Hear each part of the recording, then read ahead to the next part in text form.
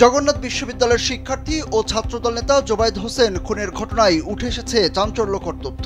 পুলিশের প্রাথমিক জিজ্ঞাসাবাদে অভিযুক্ত ছাত্রী বারজিস শবনম বর্ষা জানিয়েছেন, বর্ষা ও তার প্রেমিক মাহির রহমানের প্রেমের জেরে খুন হয়েছেন জবি শিক্ষার্থী ও ছাত্রদল নেতা জোবায়েদ হোসেন।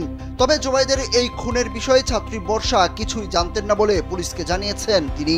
সোমবার সকালে বংশাল থানার ভারপ্রাপ্ত কর্মকর্তা রফিকুল ইসলাম বর্ষাকে প্রাথমিক জিজ্ঞাসাবাদ শেষে গণমাধ্যমকে সব তথ্য জানান। ওসি রফিকুল ইসলাম জানান, ছাত্রী বর্ষার সঙ্গে মাহির রহমানের 9 বছরের প্রেমের সম্পর্ক ছিল। এখন যে কোনো ব্র্যান্ডের পুরাতন এসি বদলে নতুন ওয়ালটন এসিতে উপভোগ করুন 25% ছাড়। মাহির রহমান বোরহান উদ্দিন কলেজে ফার্স্ট ইয়ারে পড়ে, আর বর্ষা পড়ত ঢাকা মহানগর মহিলা কলেজে সেকেন্ড ইয়ারে। পাশাপাশি বাড়িতে তাদের বেড়ে ওঠা ছোট থেকে। তাদের মধ্যে ছিল দীর্ঘ প্রেমের সম্পর্ক। চতুর্থ শ্রেণী থেকে একে অপরকে পছন্দ করত, কিন্তু সম্প্রতি তাদের সম্পর্কে টানাপোড়েন চলে। কিছুদিন আগে তাদের সম্পর্কের ভাঙন হয় এবং বর্ষা তার বয়ফ্রেন্ড মাহির রহমানকে জানান তিনি জোবায়েদকে পছন্দ করে। এটা জানার পরে রাগে ক্ষোভে জোবায়েদকে মাহির রহমান ও তার বন্ধুরা মিলে হত্যা করেছে।